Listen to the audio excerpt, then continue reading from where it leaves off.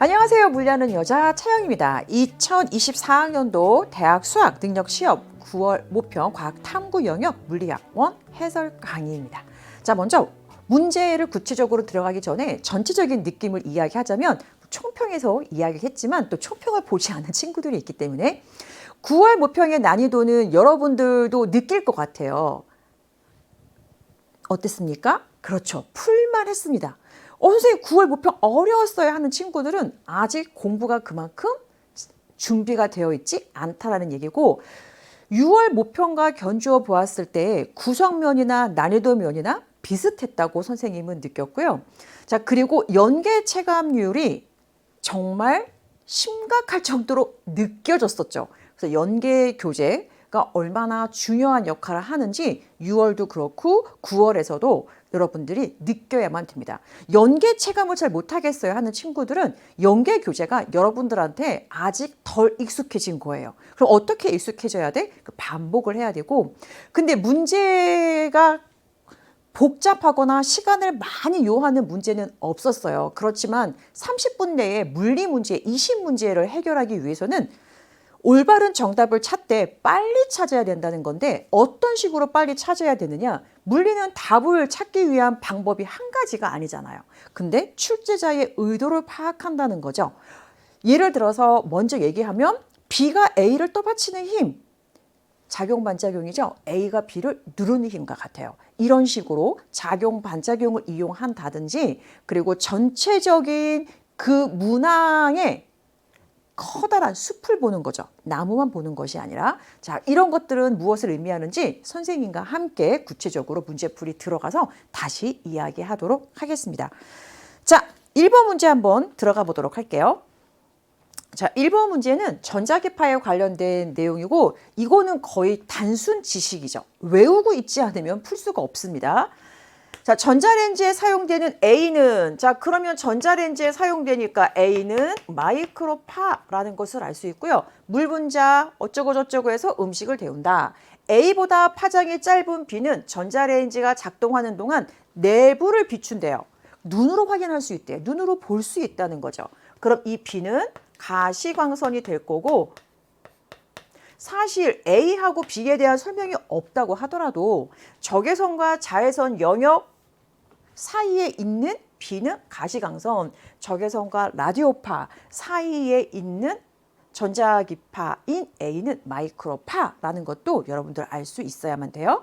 자, 그럼 보기 보도록 할게요. 기억, A는 가시광선이다, 마이크로파이죠. 자, 진공 속에서 전자기파는 파장에 따라서 이름이 제각각 다르고, 이름이 다르다는 얘기는 특성이 다르다.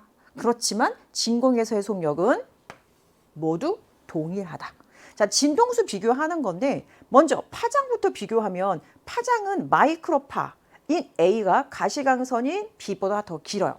근데 파장하고 진동수는 반비례 관계가 있으니까 진동수는 B가 A보다 커야 되겠죠. 그 얘기는 진동수는 A가 B보다 작아야만 된다는 이야기. 따라서 니은 하나만 옳은 문장이고 정답은 2번이 되겠습니다. 그래서 1번 문제는 단순 지식, 암기해야만 된다는 거, 그리고 늘 단골로 출제되고 있죠. 꼭 전자기파의 종류와 특성 기억하시고요. 2번으로 넘어가 보도록 할게요. 자, 2번은 핵 반응에 관련된 문제인 거고, 이 핵 반응 문제도 매년 출제가 되죠. 그리고 이 핵 반응은 진짜 틀리면 안 된다는 거. 자, ABC 학생 대화하고 있는데 가는 핵 분열이고, 자, 우라늄이 두 개의 원자 핵으로 나뉘어지네요. 핵 분열 맞고, 나는 두 개의 수소 원자 핵이 한 개의 헬륨 원자 핵이 됩니다. 따라서 학생 A 옳은 문장이라는 걸 알 수 있어요. 자, 그리고 기억하고 니은의 정체를 파악하라고 하는 건데, 자, 기억의 정체는 아래에 있는 숫자의 합이 핵 반응 전후에 보존돼야 되잖아요. 자, 그러면 핵 반응 후 아래에 있는 숫자가 92. 그럼 얘가 90이니까 기억의 원자 번호는 0. 그럼 얘는 다 끝난 거죠. 원자 번호가 0인 것은 누구뿐이에요? 충성자뿐이지.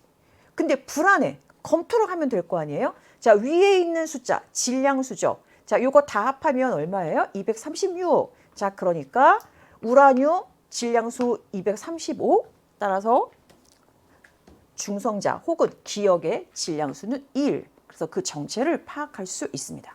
자, 기역, 양성자 아니고 중성자라는 거 알 수 있고요. 자, 그리고 학생 C, 나에서 두 개의 수소, 원자핵의 질량의 합은 헬륨과 니은의 질량의 합과 같다? 아니죠. 핵 반응에서 방출되는 이 에너지는 바로 질량 결손에 의한 것이고, 따라서 핵 반응 전 입자들의 총 질량의 합은 핵 반응 후 입자들의 총 질량의 합보다 커야만 한다는 거 알 수 있어요. 그래서 학생 C도 틀리게 이야기하고 있습니다. 자, 그럼 니은의 정체를 물어본 건 아닌데, 자, 니은의 정체도 한번 파악해 볼까요? 자, 요거 11인데 요거 2네. 그러면 니은의 원자 번호는 0. 그럼 이것도 보나마나 중성자이지 않겠어요? 자, 5이고 요거 4니까 역시 1. 그래서 기역과 니은은 둘 다 중성자라는 것도 알 수 있습니다. 그래서 2번은 정답이 A만 옳게 이야기하고 있고, 따라서 1번이 정답이 되겠어요. 그래서 1, 2번은 정말로 여러분들이 뭐 그야말로 막 뭔가를 막 머리를 사용한다던가 뭐 계산을 한다던가 하는 문제들은 아니죠. 따라서 이러한 것들은 절대 틀리면 안 되겠습니다. 자, 3번으로 한번 가보도록 할게요. 자, 3번은 파동의 진행에 관련된 문제고, 최근 수능에서 파동에 관련된 개념 계속해서 출제가 되고 있는 필수 개념 중에 하나예요. 자, 그림은 시간 t=0일 때 x축과 나란하게 매질 A에서 매질 B로 파동이 진행한다고 되어 있어요. 자, 그리고 이것을 위치 x에 따라 나타냈대. 그러면 우리는 파장을 각각 매질 A, 매질 B에서 구할 수가 있겠네. x = 3cm인 지점 P에서 변이가 지금 현재 t = 0일 때 yp라는 것이고, A에서 파동의 진행 속력이 4cm/s라고 합니다. 자, 그러면 파동의 진행 속력이라고 하는 것은 주기분의 파장인 거고 대입하면 되겠죠? 자, A에서 이 파동의 진행 속력이 얼마? 4cm/s. 자, 주기는 몰라요. 근데 우리 파장을 알 수 있잖아. 마루에서 이웃한 마루까지의 거리, 이것이 바로 파장이고, 자, 4하고 12하고 사이의 거리는 8cm가 되겠네. 그럼 이것을 만족하는 이 파동의 주기는 2초가 되겠죠. 매질이 달라져요. 근데 매질이 달라져도 주기와 진동수는 바뀌는 게 아니지. 주기하고 진동수는 진동체, 진동을 시키는 근원이 되는 물체에 의해서 결정이 되지 매질에 의해서 결정되는 게 아니에요. 매질이 달라지면 뭐가 달라져? 속력이 달라지죠. 자, 그렇기 때문에 매질 A에서의 파동의 주기나 매질 B에서의 파동의 주기는 2초로 똑같다라는 것을 알 수 있어요. 자, 일단 문제에서 주어진 정보로 여기까지 파악을 했고, 보기로 가보도록 하겠습니다. 파동의 주기는 2초이다. 기억 오류 문장이고, B에서 파동의 진행 속력을 물었네요. 그럼 B 매질에서의 이 파동의 속력은 주기는 바뀌는 게 아니라고 했으니까 2초이고, B 매질에서 마루에서 이웃한 마루까지의 거리, 혹은 골에서 이웃한 골까지의 거리, 이것이 바로 B 매질에서의 파장이죠. 얼마? 4cm. 따라서 B 매질에서 이 파동의 진행 속력은 2cm/s. 니은은 틀린 문장이 되겠습니다. 자, 그 다음 요 디귿번. 기역하고 니은은 어느 정도 여러분들이 OX를 잘 판단했을 거라고 생각을 하는데, 이런 걸 여러분들이 좀 놓치더라고요. t = 0.1초일 때 P에서 파동의 변이가 어떻게 되는지를 물은 거거든. 자, 그러면 P라고 하는 것은 A 매질에 있는 한 지점이니까 이 A 매질에서 파동의 속력이 얼마였어, 얘들아? 파동의 속력이 4cm/s였어요. 자, 그리고 이 파동은 오른쪽으로 진행한다고 그랬잖아. 그러니까 잠시 뒤 이 파동의 모습은 이 파동의 모양을 훼손시키지 말고 오른쪽으로 똑같이 평행 이동만 시켜주면 되는 거거든. 자, 그러면 요 P점이라고 하는 것은 P점에 있는 이 파동, 자, 이 파동은 속력이 4cm/s야. 무슨 뜻이야, 얘들아? 1초 동안에 4cm를 간다는 얘기거든요. 그러면 0.1초일 때는 0.4cm를 간다는 거니까 매우 짧은 거리를 진행한다는 거 알 수 있지. 그럼 무슨 얘기야? A에서 B까지 파동이 진행을 하니까 모든 곳을 오른쪽으로 평행이동시키되 아주 작게만 평행이동시키면 될 거 아니에요. 자, 이렇게 되겠죠. 이거를 구태여 막 따져가지고 방금 얘기한 것처럼 속력이 4cm/s니까 1초에 4cm 가니까 0.1초에는 0.4cm를 가겠다. 이렇게 하지 마시고 매우 짧은 시간이라는 것을 0.1초로 표현한 거야. 자, 그럼 어떻게 되겠어요? t = 0일 때 P점에서 이 파동의 변이는 yp였는데 잠시 뒤에 어떻게 돼? 파동이 오른쪽으로 진행하니까 P점에서 이 파동의 변이는 yp보다 작다라는 것을 알 수 있죠. 그래서 기역, 디귿, 옳은 문장이고 정답은 4번이 되겠습니다. 최근에는 이렇게 파동이 진행할 때 이 파동의 변이에 대해서 종종 출제가 되고 있다는 것도 여러분들 알아두면 좋겠네요. 정답은 4번이 되겠습니다.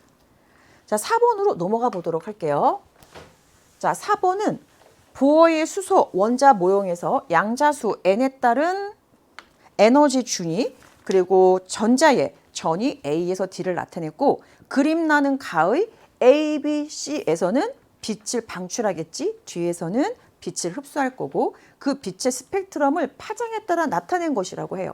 그럼 나번에서 주어져 있는 정보를 보면 람다 1보다는 람다 2가 크고 람다 2보다는 람다 3이 큰데 보어의 수소 원자 모형은 파장으로 우리가 해석하지 않지. 바로 진동수로 한단 말이에요. 근데 진동수하고 파장은 무슨 관계가 있어? 반비례 관계가 있어. 그렇기 때문에 람다 1에 해당하는 진동수를 F1, 람다 2는 F2, 람다 3은 F3이라고 할 때 부등호 방향이 어떻게 돼? 바뀌어지겠죠. 자, 그럼 보세요. ABC 전이 과정 중에서 화살표가 가장 긴 것이 바로 이 C야. 이 화살표의 길이가 두 에너지 준위의 차이를 말하는 거고 따라서 방출되는 광자 한 개의 에너지 그게 HF니까 결국 화살표 길이는 진동수에 비례한다는 거 알 수 있어요. 그럼 제일 긴 화살표 그 C에 해당하는 것이 바로 뭐야? F1. 그러면 F2에 해당하는 것은 전이 과정 B에서 방출되는 빛의 진동수 F3이라고 하면 전이 과정 A에서 방출되는 빛의 진동수라는 것을 알 수 있죠. 그럼 다시 파장으로 바꾸면 1에 해당하는 것이 C, 이 2에 해당하는 것이 B, 3에 해당하는 것이 바로 전이 과정 A라는 것을 알 수 있어요. 이거 전이 과정 소문자가 아니라 대문자였네요. 자, 일단 여기까지 하고 보기 보도록 하겠습니다. B에서 방출되는 광자 한 개의 에너지는 두 에너지 준위의 차이니까 E4 마이너스 E2 그리고 절대값 씌워서 양수값이 나오도록. 자, 니은 C에서 방출되는 빛의 파장은 자, C에 해당하는 것이 람다 1이라는 거 알 수 있죠? 그래서 니은 옳은 문장이고요. 자, 디귿번 D에서 흡수되는 빛의 진동수는 자, 이 D라고 하는 화살표를 내가 구하기 위해서는 C에서 A를 빼주면 될 거 아니에요. 근데 이 화살표는 파장이 아니고 진동수에 비례한다고 그랬지. 그러니까 FD 이것이 FC 마이너스 FA라는 거 알 수 있지. 근데 FC에 해당하는 것이 뭐였어요? FC에 해당하는 것이 F1, FA에 해당하는 것이 F3. 자, 근데 파장으로 구하게 되어 있잖아. 그럼 다시 D에서 흡수되는 빛의 진동수를 파장으로 나타내려면 진동수하고 파장은 그렇죠. 반비례 관계가 있지만 이 경우에는 우리 C가 F 람다니까 이 F라고 하는 것은 람다분의 C가 되겠네. 그럼 FC에 해당하는 파장 람다 1일 거고 그리고 FA에 해당하는 파장은 람다 3일 거고 거기에 곱하기 C 해주면 되겠죠. 그래서 플러스가 아니라 뭐여야 돼? 마이너스여야만 한다는 거 알 수 있어요. 그래서 선생님은 가르치는 입장이니까 이렇게 일일이 다 구했지만 이거 많이 풀어봤잖아. C에서 A를 어떻게 해줘야 돼? 빼줘야 돼. 근데 이게 더하기로 돼 있으니까 이것만 봐도 보기 디귿번은 한눈에 틀린 문장이라는 걸 알 수 있겠죠. 그래서 기억, 니은만 옳은 문장이고 따라서 정답은 3번이 되겠습니다. 5번으로 가보도록 할게요. 자, 5번에서 A, B, C는 각각 강, 상, 반 자성체를 순서 없이 나타낸 것이라고 합니다. 자, 그리고 실험을 해요. 먼저 A, B, C를 모두 균일한 자기장에 놓아서 처음에는 자기화는 되어 있지 않았다고 해. 자기화를 시켜요. 그리고 그림 1과 같이 자기장에서 A를 꺼내 용수철 저울에 매달아서 정지된 상태에서 용수철 저울의 측정값을 읽어.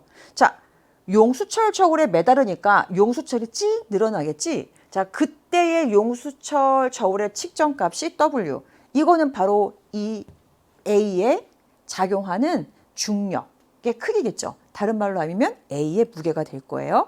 자, 이 상황에서 다시 자기장 영역에서 B를 꺼내서 요 A 밑에다가 놓았더니 용수철 저울의 눈금이 1.2W가 됐어요.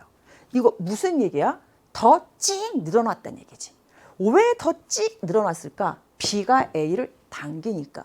그럼 무슨 얘기예요? A하고 B 사이에는 서로 당기는 인력이 작용하고 있다는 거니까 A하고 B 누가 강이고 누가 상인지는 몰라도 어쨌거나 둘 중에 하나는 강자성체이고 둘 중에 하나는 상자성체여야만 하겠죠. 그래야만 잡아당기니까. 자, 라번과 같은 경우에는 그림 3과 같이 자기장 영역에서 꺼낸 C를 갖다가 A 밑에 놓았더니 용수철 저울의 측정 눈금이 A 혼자 있을 때보다 작아요. 그럼 무슨 얘기야? A 혼자 있을 때보다 얘가 위로 올라갔다는 얘기잖아요. 그럼 무슨 얘기야? C가 A를 밀어냈다는 거네. 그러면 강상 반 중에서 서로 두 개가 밀리려면 어떻게 돼야 돼? 하나는 강자성체이고 하나는 반자성체여야 되겠죠. 자, 그러면 공통으로 들어있는 것 2하고 3 실험 과정 중에서 A가 공통으로 들어있네요. 그러니까 A가 뭐여야만 돼? A가 강자성체여야만 되겠지. 그럼 나머지는 결정됐지? A가 강자성체니까 B는 상자성체가 될 거고 C는 반자성체가 될 거고. 그럼 옳게 나열한 것은 A, B, C, 강, 상, 반. 정답은 1번이 되겠습니다. 자, 이렇게 해서 1쪽에 있는 1번부터 5번까지 풀어보았는데요. 우리를 딱히 크게 곤란하게 하는 문항은 아직 없었어요. 이쪽에 6번으로 넘어가 보도록 할게요. 특수상대성 이론에 관련된 문제인데 최근에 풀었던 특수상대성 이론에 관련된 문제하고 비교했을 때 기본적인 개념에 충실한 문제였다라는 걸 알 수 있죠. 자, 먼저 관찰자 A에 대해 광원 PQ가 정지해 있고 관찰자 B가 탄 우주선이 PQ를 잇는 직선과 나란하게 0.9c의 속력으로 등속도 운동을 하고 있어요. 자, 중요한 거 A의 관성계에서 그러니까 A가 본다는 거죠. A가 측정했을 때 우주선의 길이는 L1이었고 PQ 사이의 거리는 L2였어요. 자, 그러면 이 PQ는 A에 대해서 정지하고 있다는 얘기는 A와 PQ 얘네들은 한 좌표계라는 거잖아. 근데 A가 볼 때 B는 운동하고 있기 때문에 정지한 좌표계에서 운동하는 좌표계를 보면 길이가 수축하겠지. 그래서 A가 본 우주선의 길이 L1은 정지 상태에서의 우주선의 길이보다 짧아진 길이라는 것을 알 수 있어요. 자, 일단 여기까지 정리하고 보기 보도록 할게요. A 관성계에서 A의 시간은 B의 시간보다 느리게 간다. 특수상대성 이론에서 정지한 관찰자가 운동하는 좌표계를 볼 때 운동하는 좌표계의 시간이 느리게 가야지. 그러면 A 입장에서는 나는 정지하고 있는데 우주선이 운동하네. B의 시간이 느리게 가야죠. 기억은 틀린 문장. 근데 B의 입장에서는 어때? B 입장에서는 무슨 소리야? 나는 가만히 있는데 A 네가 왼쪽으로 0.9c로 운동하고 있는 걸, 그러니까 B가 볼 때는 A가 운동하니까 A의 시간이 느리게 가겠지. 특수상대성 이론은 나는 무조건 정지해 있고 네가 운동하는 거잖아요. 타인이 운동해. 그러니까 타인의 시간이 느리게 가고 타인 좌표계의 길이가 수축해야만 되죠. 자, 니은 B의 관성계에서 우주선의 길이는 A가 측정한 L1보다 어떻게 될 거냐. 방금 얘기했죠. B 입장에서는 자기가 정지해 있거든요. 그러니까 정지하고 있다고 생각하고 정지 상태의 우주선의 길이를 측정하는 거야. A가 볼 때는 B가 탄 우주선이 운동하기 때문에 길이가 수축해서 L1이야. 수축한 게 L1이야. 그러면 우주선이 정지해 있을 때는 L1보다 크겠죠. B는 자기가 정지해 있다고 생각하니까 B의 관성계에서 우주선의 길이는 L1보다 길게 측정이 됩니다. 그래서 니은은 옳은 문장이고, 자, B의 관성계에서 P에서 방출된 빛이 Q에 도달하는 데 걸린 시간은, 자, B가 측정하기 전에 A가 측정하는 시간은 어떻게 될까? A가 측정하는 시간은 이동거리를 속력으로 나눠주면 되잖아요. 그럼 A가 볼 때 P에서 Q까지의 거리는 L2이고 빛의 속력은 C거든. 하지만 B가 측정할 땐 어때? 빛의 속력은 광속 불변의 원리에 의해서 누가 봐도 똑같아. C로. 근데 이 L2가 B가 볼 때는 B가 정지해 있고 얘네들이 운동하니까 PQ가 수축해 있어야 되겠죠. 그래서 B가 볼 때는 P에서 Q까지의 거리가 L2보다 작아요. 그렇기 때문에 B의 관성계에서 P에서 방출된 빛이 Q에 도달하는데 걸리는 시간은 C분의 L2보다 어때야 돼, 얘들아? 작아야만 돼. 그래서 옳은 것은 니은 하나. 따라서 정답은 2번이 되겠습니다. 자, 이렇게 특수상대성 이론 최근에 조금 사고력을 요구하는 어려운 문제로 출제가 되고 있지만 이번 9월 모평에서는 기본적인 개념에 충실한 문제가 나왔어요. 그렇지만 수능도 이렇게 나올 거라는 보장 없지. 연계교재에 있는 어려운 상황에 관련된 특수상대성 이론도 여러분들 공부 잘 해놓으셔야만 됩니다. 자, 7번으로 가도록 할게요. 자, 7번 문제는 연력학에 관련된 문제인데 일단 열 효율이 0.25라고 합니다. 그러니까 열 효율이 4분의 1인 열 기관. 자, 그리고 A, B, C, D, A를 순환을 해요. 근데 우리한테 보통 익숙한 그래프는 PV, 압력 부피 그래프인데 이 그래프는 부피, 온도에 관련된 그래프라는 거 알 수 있어요. 그래도 하나 겁먹을 필요 없습니다. 자, 그리고 기체가 흡수한 열량이 AB 과정, BC 과정에서 각각 5Q, 3Q라고 주어져 있거든요. 그럼 이게 연력학이야. 연력학일 때 우리가 기본적으로 사용하는 공식이 있죠. 일단 그쵸. 이산기체 상태 방정식 PV는 T. 요거 이용하는 거 보기 기억번에서 묻고 있잖아. 압력을 물었어. 자, 그럼 압력은 어떻게 구해주면 될까? V분의 T로 구해주면 되겠죠. 그러면 보기 기억번 언급했으니까 B하고 C에서의 압력을 구해보면 자, B하고 C하고 뭐가 똑같아요? 온도가 똑같아. 근데 부피는 B에서보다 C에서가 더 크죠. 분모가 B에서보다 C에서가 더 커.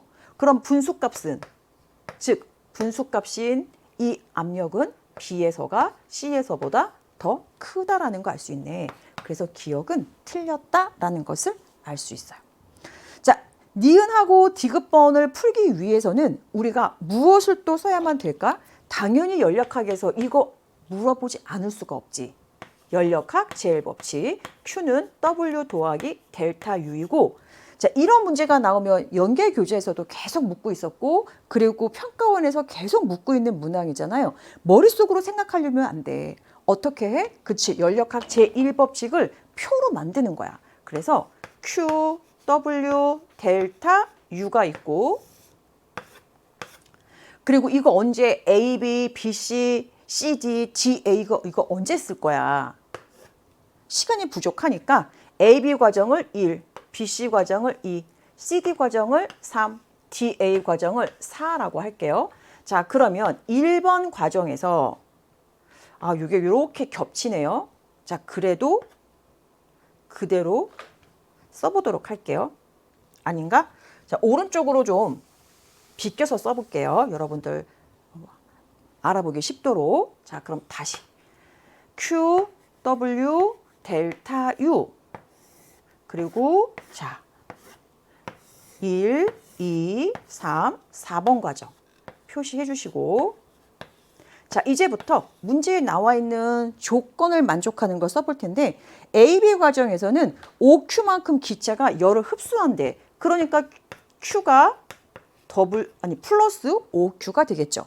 그리고 나와 있는 정보 BC 과정에서는 얼마만큼의 열량을 흡수하느냐? 3Q만큼 열량을 흡수한다고 해요.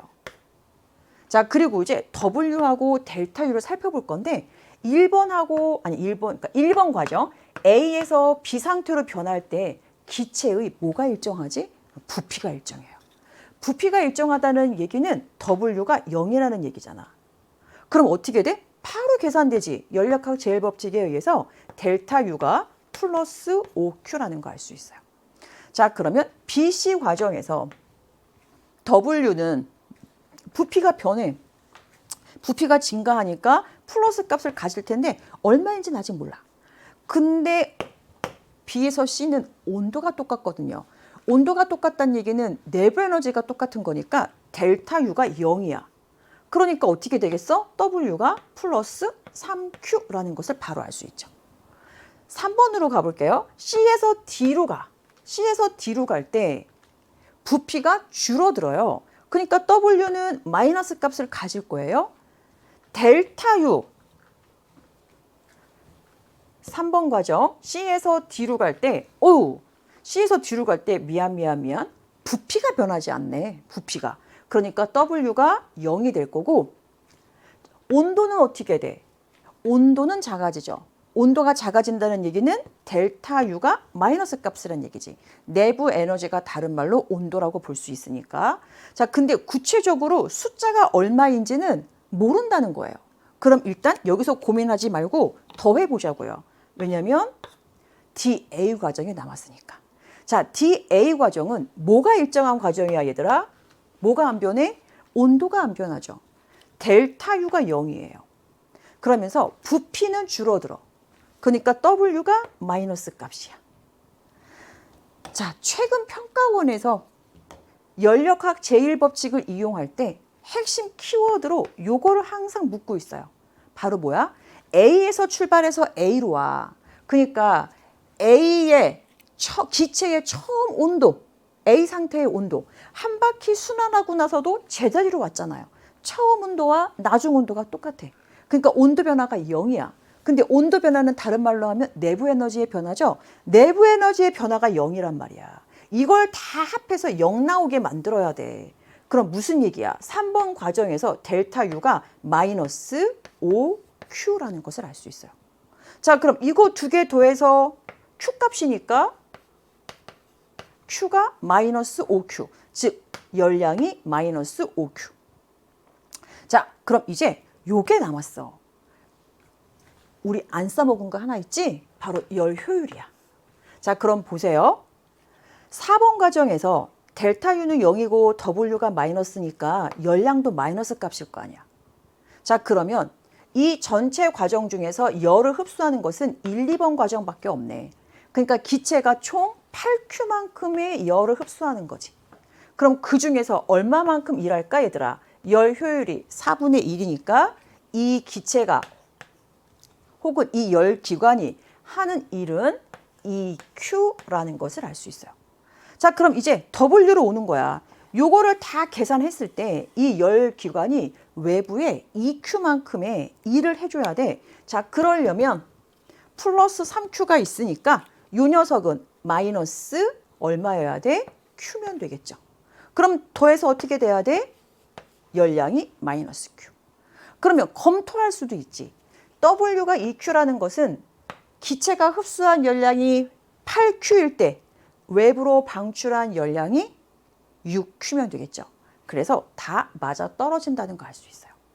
그럼 니은 CD 과정에서 CD 과정이 3번 과정이거든요. 기체가 방출한 열량은 숫자만 대답하면 되니까 OQ이고 DA 과정에서 보기 디귿번 DA는 4번 과정이죠. 기체가 외부로부터 받은 1은 마이너스가 받은 1을 의미하니까 숫자만 쓰면 되겠죠. EQ가 아니고 그냥 Q입니다. 그래서 옳은 것은 니은 하나. 정답은 따라서 2번이 되겠어요. 그러니까 우리한테 익숙한 압력 부피 그래프 대신에 부피 절대 온도, 절대자는 생각하지 않아도 돼요. 그래서 부피 그리고 온도 그래프가 나온 것만 우리한테 조금 낯선 느낌을 주지만 사실 연계 교재에서도 우리 압력 부피 그래프 대신에 부피 온도 그래프도 나올 수 있고 압력 온도 그래프 나올 수 있고 또 그런 연습을 했습니다. 중요한 것은 뭐야 얘들아? 그렇죠. 이 연력학 제1법칙과 이상기체 상태 방정식 그리고 기체가 한 번 순환하는 전체 과정에서 내부 에너지의 변화량은 얼마다? 0이라는 것을 기억하면 되겠습니다. 자, 이렇게 7번 문제 정답 2번 정리하고 8번으로 넘어가 보도록 할게요. 자, 이 8번도 연계 교재에 정말 수도 없이 나갔던 문제예요. 자, 일단 문제 상황을 읽기 전에 마찰은 하나도 없다라고 해.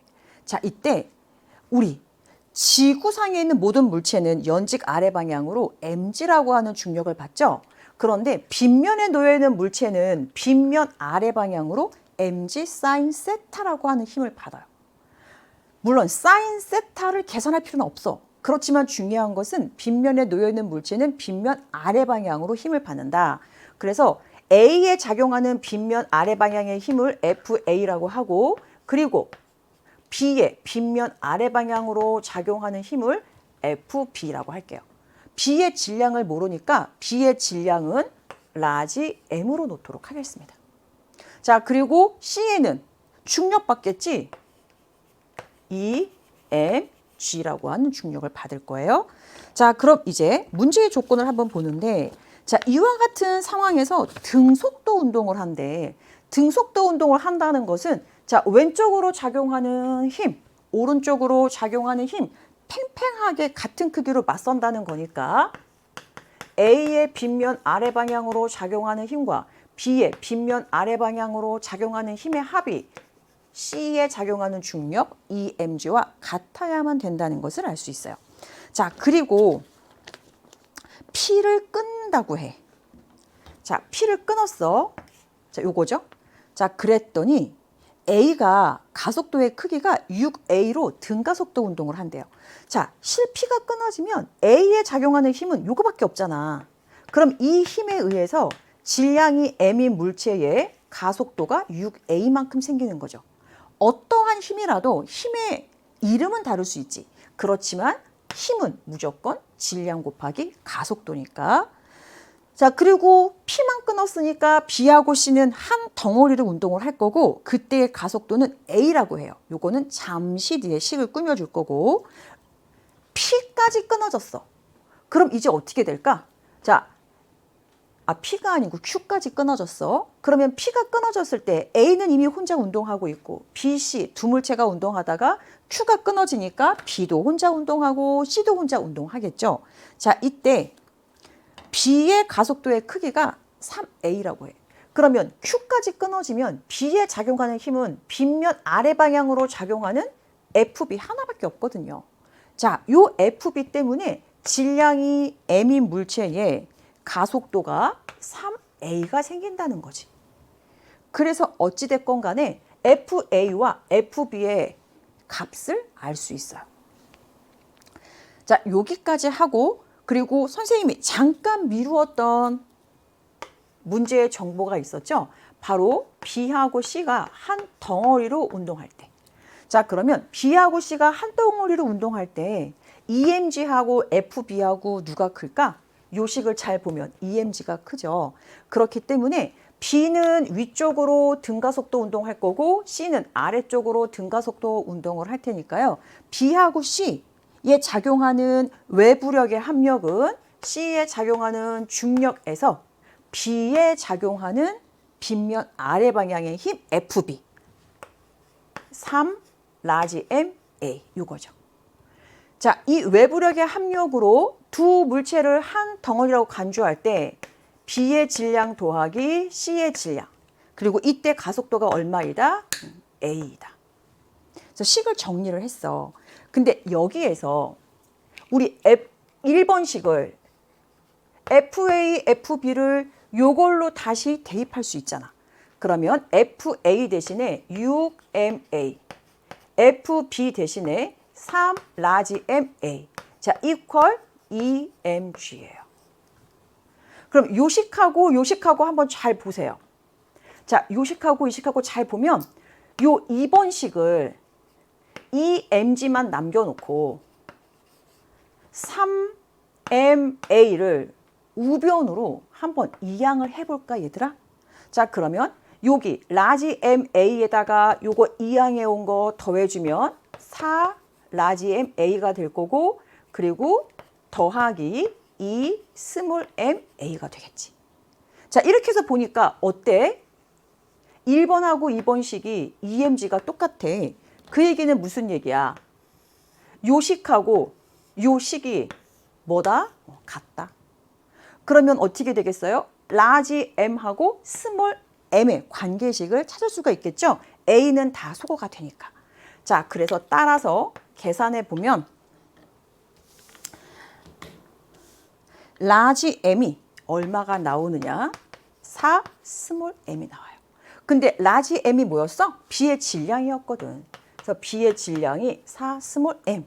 기억은 옳은 문장이라는 거 알 수 있어요. 자, 그리고 니은을 한번 볼게요. A 값을 구하래. 그럼 어떻게 하면 될까 얘들아? 그렇지, 두 개식 중에 마음에 드는 거에 하나 대입하면 될 거 아니에요. 자, 그럼 라지 m이 4 스몰 m이라는 거 알았으니까 좌변을 다시 고치면 어떻게 돼? 6 스몰 ma에다가 12 스몰 a를 더해주면 되겠죠. 그럼 결국 2mg 이퀄 더하면 18ma가 될 테니까 따라서 a는 9분의 1g라는 것을 알 수 있네요. 니은은 틀린 문장이 되겠습니다. 자, 디귿번. P를 끊기 전, 즉 ABC가 등속도 운동하고 있을 때 P가 B를 당기는 힘의 크기를 구하라고 되어 있는데요. 자, 얘를 원론적으로 접근을 하면 자, B에 관심을 둬. 그럼 B에 작용하는 힘은 빗면 아래 방향으로 작용하는 힘, 실 P가 B를 당기는 힘, 그리고 또 있죠. 실 Q가 B를 당기는 힘. 자그마치 힘이 3개예요. 계산을 하려면 할 수도 있어. 그런데 바로 이 디귿번이 출제자의 의도야. 무슨 의도냐? 이 실 P는 양쪽에 A하고 B가 연결돼 있죠. 그럼 그건 무슨 얘기야? P가 B를 당기는 힘의 크기는 P가 A를 당기는 힘의 크기와 같을 수밖에 없거든.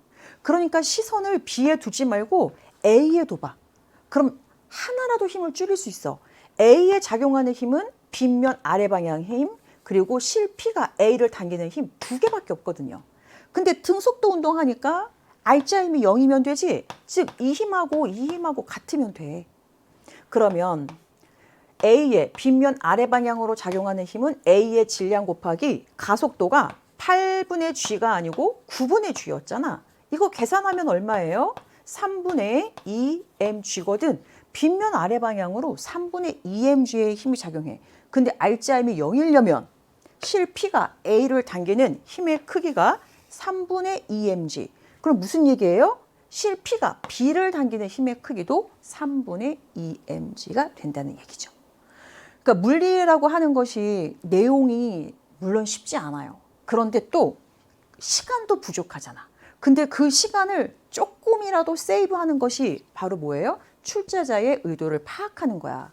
그래서 실이 있을 때 실이 B를 당기는 걸 물어봤다?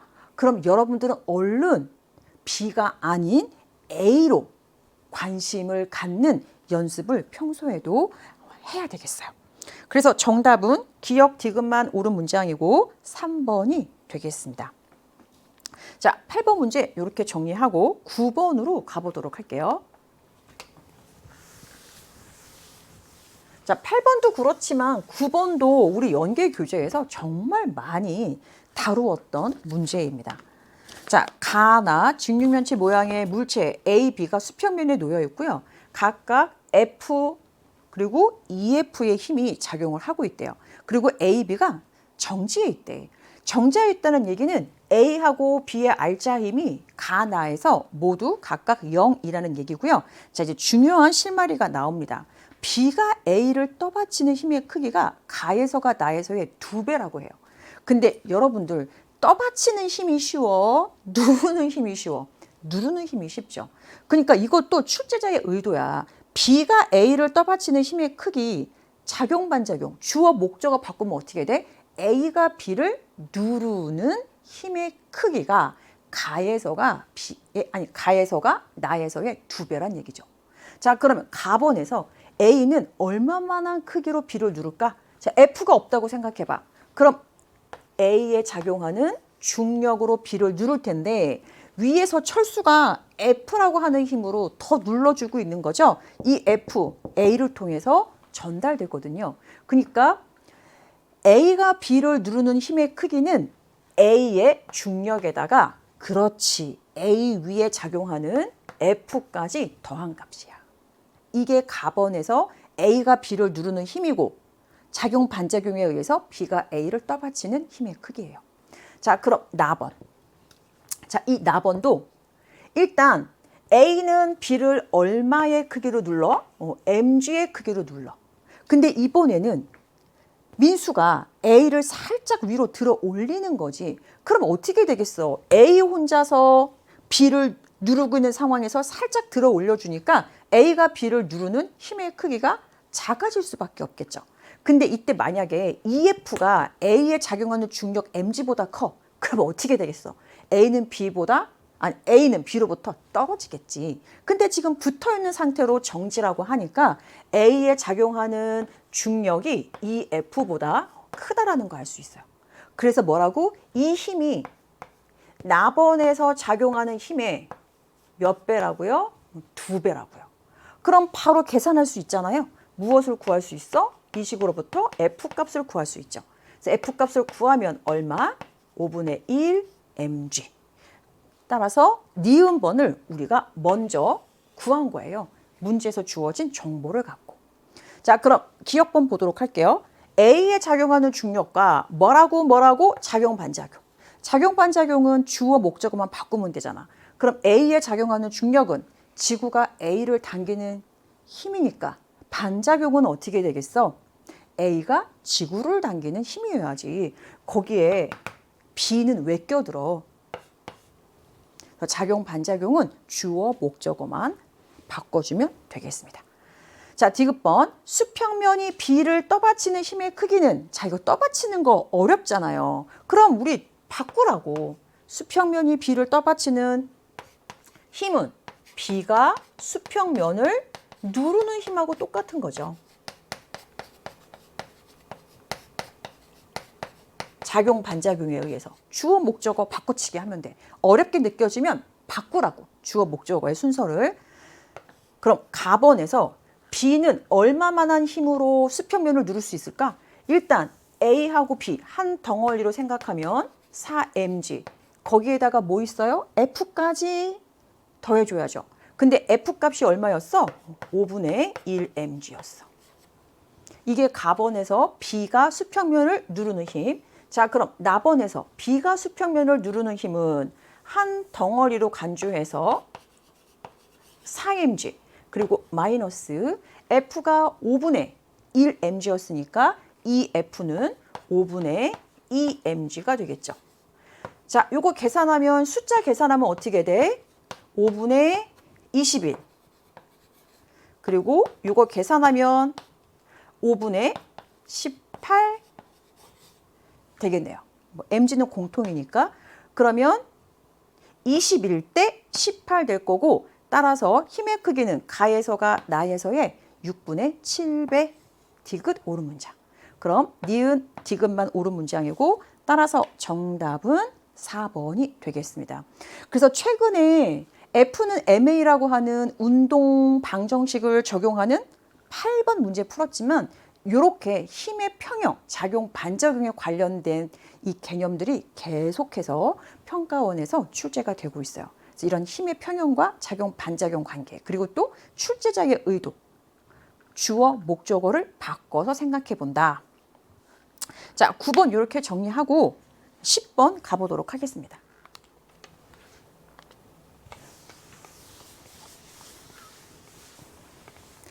자, 10번 문제는 우리 총평에서 살펴본 것처럼 진짜 수능 완성 연계 문제하고 정말 아주 싱크로율이 정말 크죠.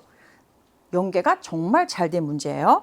자, 먼저 문제 상황부터 한번 보면 A하고 B가 운동하고 있었어요. 자, 오른쪽에 운동 방향을 플러스로 놓을게요. 그럼 왼쪽에 운동 방향을 마이너스로 놓을게. 자, A하고 B가 충돌을 해.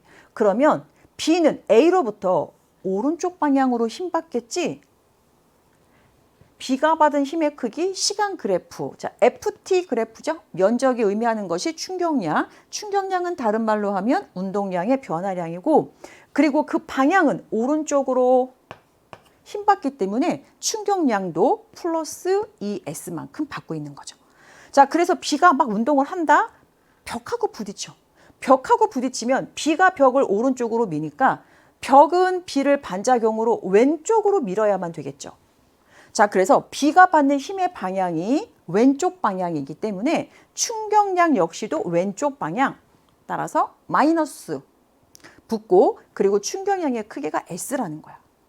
그러면 하나하나 살펴보지 말고 처음 상태하고 최종 상태만 살펴봐.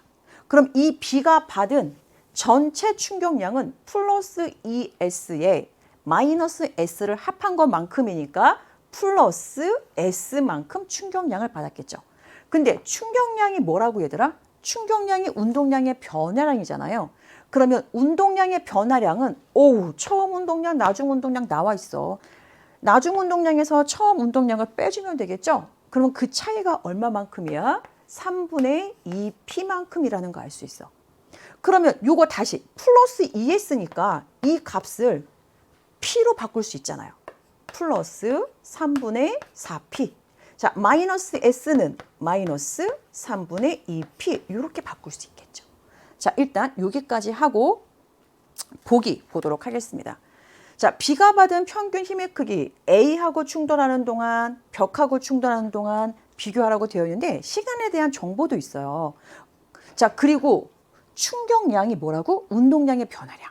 자, 근데 충격량이 평균 힘 곱하기 시간이잖아. 자, 이것이 바로 뭐하고 똑같아야 돼? 운동량의 변화량과 똑같아야 되죠. 그럼 보세요. 운동량의 변화량이 바로 면적이거든. 몇 대 몇이야? 2대 1이야. 시간은 몇 대 몇? 1대 2. 자, 그러면 이걸 만족하기 위한 평균 힘은 몇 대 몇이 돼야 될까? 4대 1이어야만 되겠죠? 따라서 B가 받은 평균 힘의 크기는 A와 충돌하는 동안이 벽과 충돌하는 동안의 4배여야 돼요. 같지 않습니다. 그래서 기억은 틀린 문장이고. 자, 니은 2에서 B의 운동량의 크기를 구하라고 한다? 어려울 거 없지, 얘들아. 자, 2라고 하는 것은 A, B가 충돌하면서 B가 A로부터 힘 받았잖아. B가 A로부터 충격량 받은 거거든. 얼마만큼? 3분의 4P만큼. 근데 이 충격량이 뭐라고? 바로 B의 운동량의 변화량이라고. 자, 그러면 3분의 4P가 되게 만들어봐. 자, 운동 방향, 얘 마이너스였는데 A하고 부딪히고는 오른쪽으로 운동하니까 플러스고, 자, 요 차이가 3분의 4P가 되기 위해서는 B는 A하고 충돌 후 운동량이 3분의 1P이면 되겠네요. 따라서 니은은 옳은 문장이 되겠습니다. 자, 디귿 3에서 물체의 속력 A하고 B를 비교하라고 되어 있거든요. 근데 결국 이거를 알려면 그치, 운동량 보전 법칙을 사용하면 되겠지. 그럼 A하고 B하고 보세요. 충돌 전 A, B의 운동량의 합이 얼마야? 0이야. 그럼 충돌 후에도 A, B의 운동량의 합이 0이면 되겠네. 그럼 B의 운동량이 플러스 3분의 P니까 A의 운동량은 마이너스 3분의 P고, B가 벽하고 운동을 하거나 말거나 A는 계속해서 운동량 마이너스 3분의 P로 운동하겠죠. 자, 그럼 3번에서 A하고 B의 운동량의 크기가 똑같아. MV가 운동량인데 이게 A하고 B가 값이 똑같아. 근데 A하고 B의 질량비가 1대2야.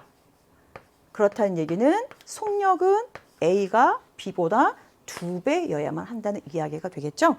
따라서 니은, 디귿 옳은 문장이고 정답은 5번이 되겠습니다. 그래서 이 문제는 하나하나 봐도 돼요.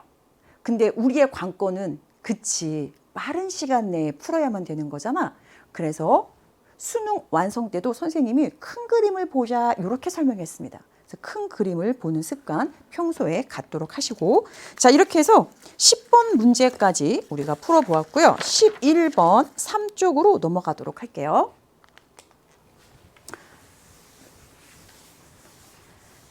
자, 다이오드를 조합해서 회로를 꾸미는 문제가 계속해서 또 출제가 되고 있는데 역시 9월 모평에도 출제가 되었습니다.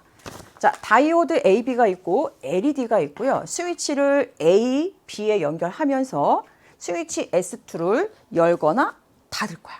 자, 그럼 먼저 스위치를 A에 한번 연결을 해볼까요? 스위치를 A 연결했을 때 짧은 바디가 마이너스 극, 긴 바디가 플러스 극이에요. 그럼 전류는 플러스 극에 나와서 플러스 극으로부터 나와서 이제 회로를 돌아서 마이너스 극으로 흘러 들어갈 텐데, 자, 먼저 S2가 열려 있을 때 LED에 빛이 방출되지 않았대. 그 얘기는 전류가 흐르지 않았다는 거죠. 근데 S2가 닫혔다는 거야. S2를 닫으니까 LED에 빛이 방출이 됐대. 그럼 일단 이 LED는 무슨 방향으로 연결이 되어 있어야만 돼? 순방향으로 연결이 돼야만 되죠. 자, 순방향으로 연결한다는 얘기는 플러스 전극을 P형 반도체에 마이너스 전극을 N형 반도체에 연결한다는 거고, 또 혹은 순방향으로 연결됐을 때 전류는 P형 반도체에서 N형 반도체 쪽으로 흐르죠. 자, 그래서 LED의 P형, N형 반도체의 위치를 결정을 했어요. 자, 여기까지 결정을 했으면 이제 S2를 열어봐. 자, S2를 열었더니 LED가 순방향임에도 불구하고 빛이 방출되지 않았다는 얘기는 이렇게 전류가 만약에 흐른다면 LED하고 B 쪽으로 흐를 텐데 전류가 B에서 흐르지 않는다는 얘기잖아. 그럼 전류가 B에서 흐르지 않는다는 얘기는 이 B가 스위치를 A 연결했을 때 역방향이라는 얘기죠. 그 얘기는 무슨 얘기야? 마이너스 전극에 P형 반도체가 연결되어 있고 따라서 플러스 전극에 N형 반도체가 연결되어 있다는 거지. 그러니까 LED가 순방향이어도 얘가 역방향이니까 전류가 흐를 수가 없어. S2가 열려 있으면. 근데 S2를 닫는다? S2를 닫았더니 전류가 흐른다는 거야. 그럼 무슨 얘기예요? 전류가 LED에도 흐르고 A에도 흐른다는 거지. 그럼 A는 순방향으로 전압이 걸린다는 거고, 따라서 플러스 전극의 P형 반도체가 마이너스 전극의 N형 반도체가 위치하고 있어야만 되겠죠. 자, 일단 여기까지 하고 보기 보도록 할게요. 자, A의 X는 P형 반도체니까 양공이 전류를 흐르게 하는 반도체 옳은 문장이고, S1을 A에 연결하고 S2를 열었을 때, 자, B, 전류 안 흐릅니다. 역방향이라고 얘기했어요. 틀린 얘기. 자, 그 다음 디귿번. 이번에는 스위치를 A가 아닌 B에 연결할 거예요. 스위치를 B에 연결을 해볼 거야.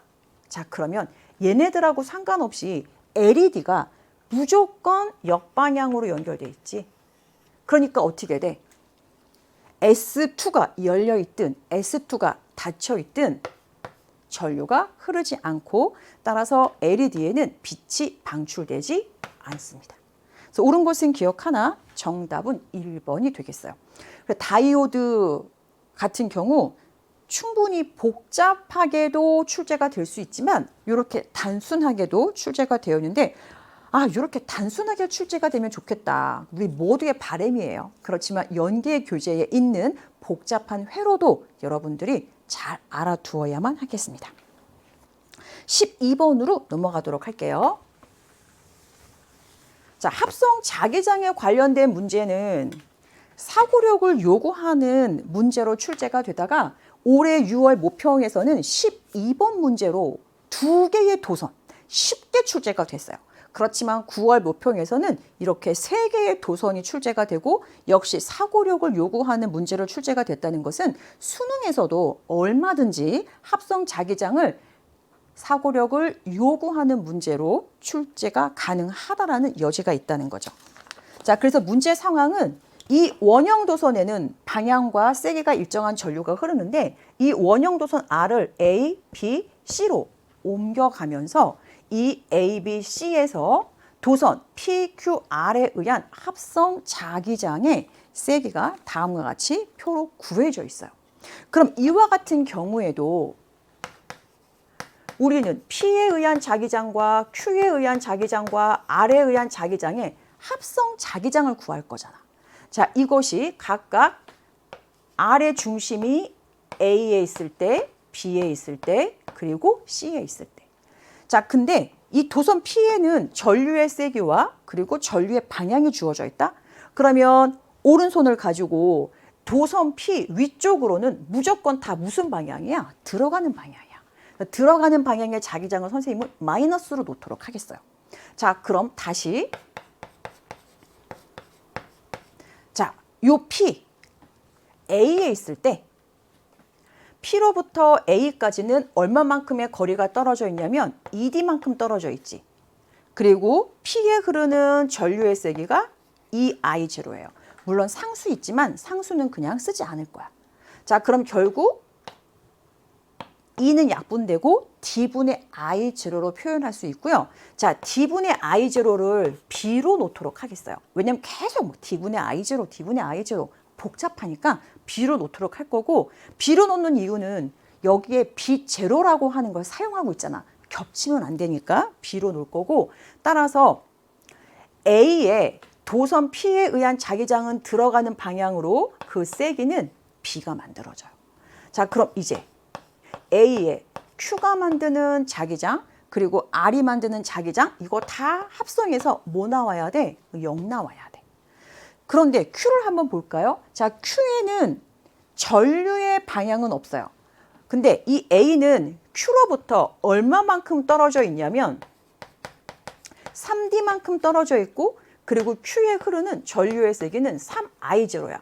그럼 3, 3 지워지면 D분의 I0니까 뭐하고 똑같아? 그쵸. D분의 I0, B하고 똑같아요.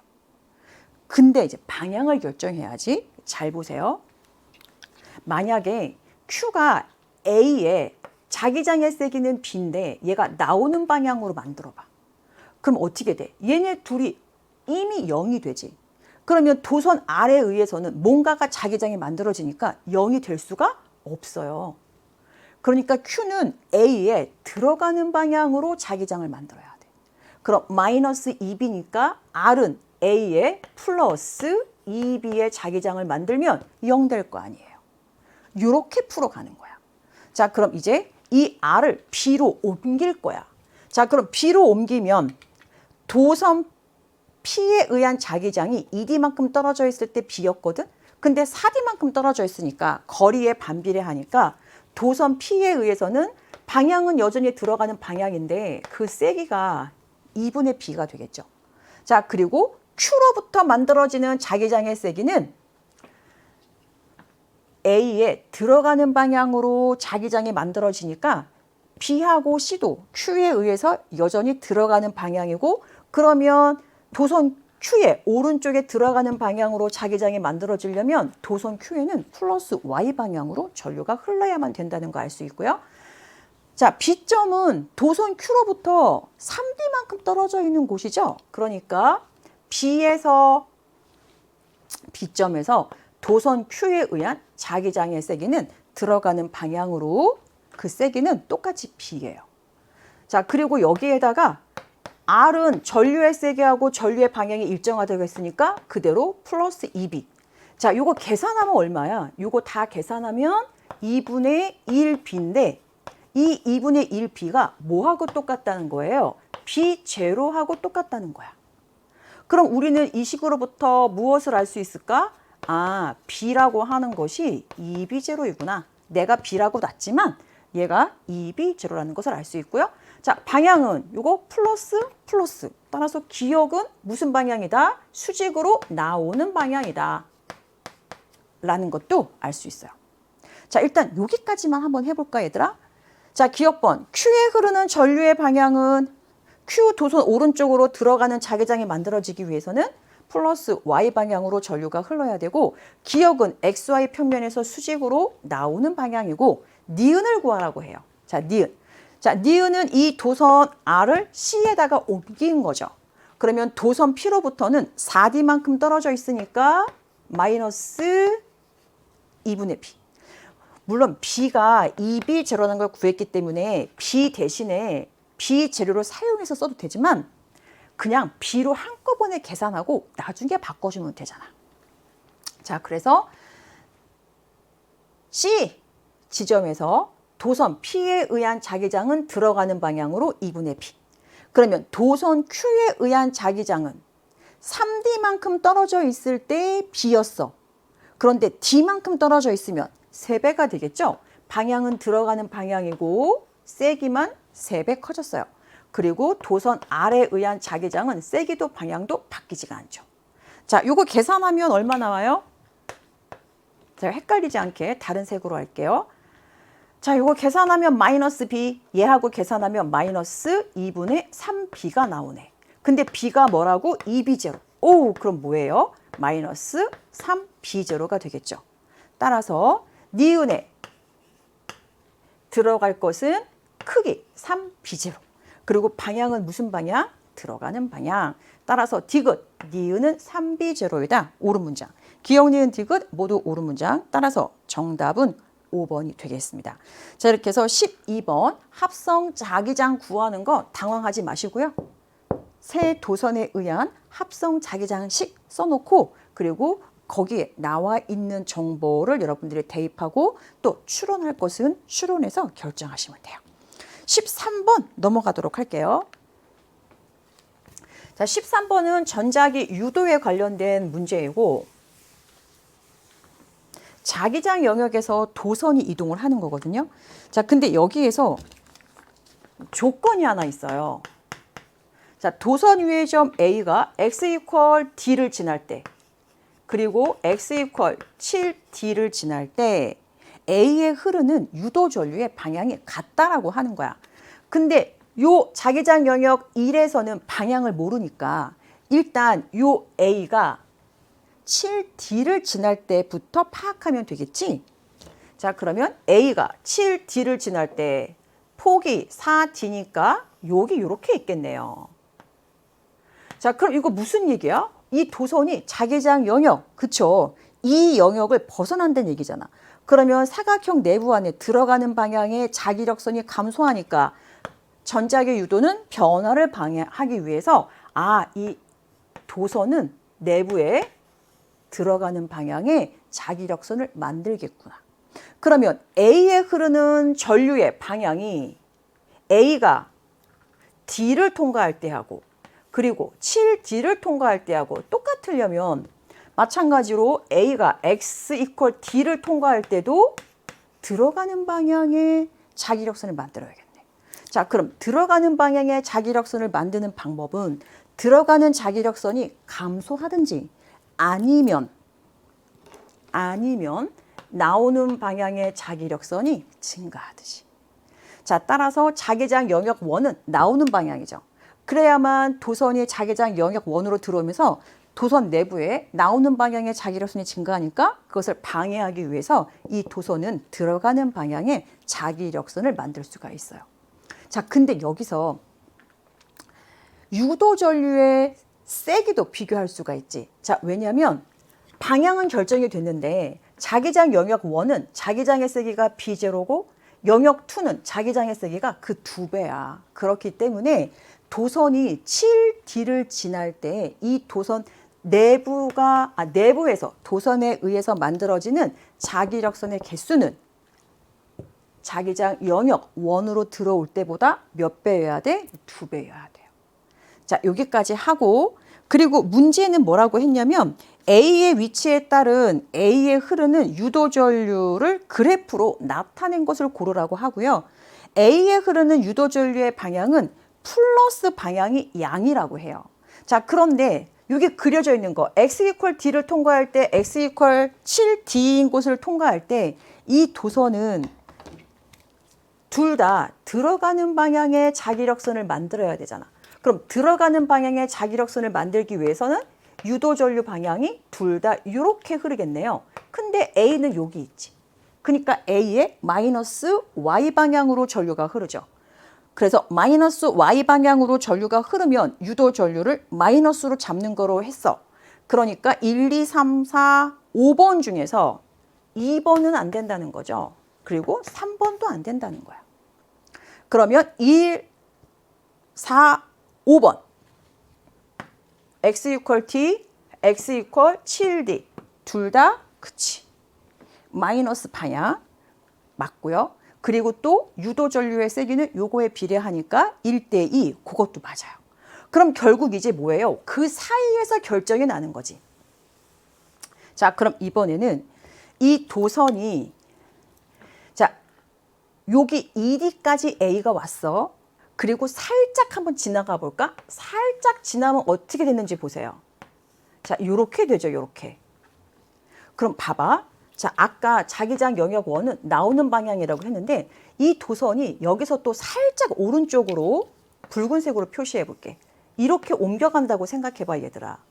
그러면 요 자기장 영역보다 도선의 폭이 크기 때문에 자기장 영역 1은 변함이 없어요. 뭐만 변화해? 이 도선이 오른쪽으로 갈수록 자기장 영역 2의 자기력선의 개수만 변화하는 거지 얘는 영향을 안 줘. 그럼 무슨 얘기야?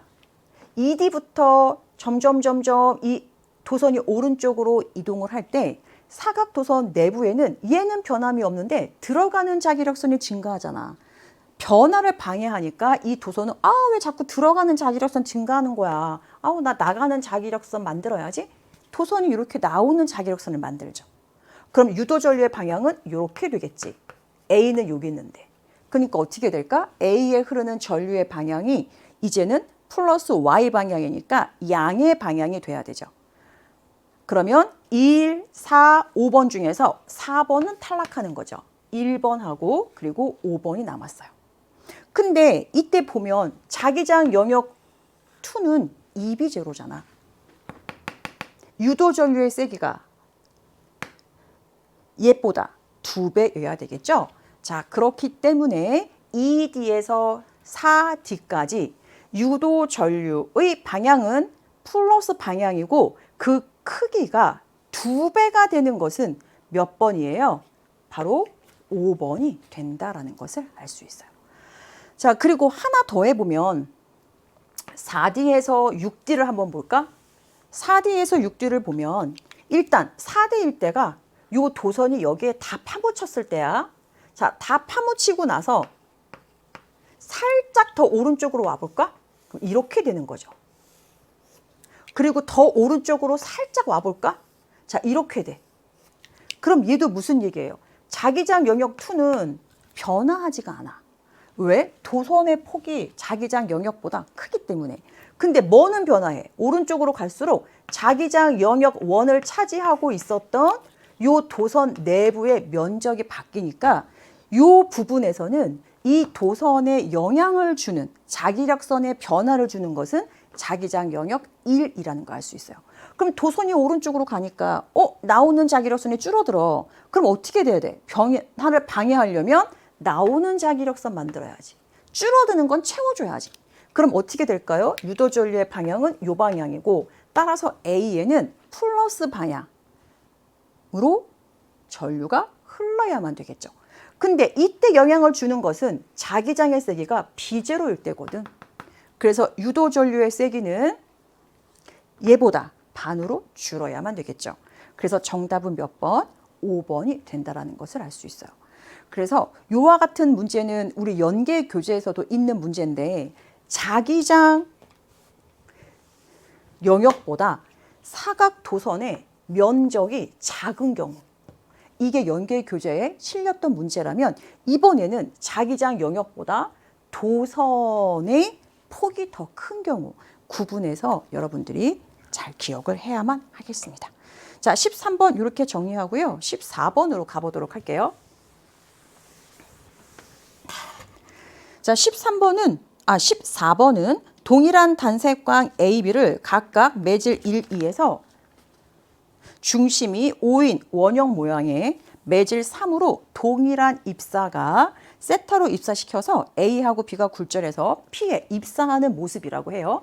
자, 그러면 두 매질의 경계면에 점선으로 그려진 것이 지금 뭘 나타낸 거냐면 법선을 나타낸 거죠.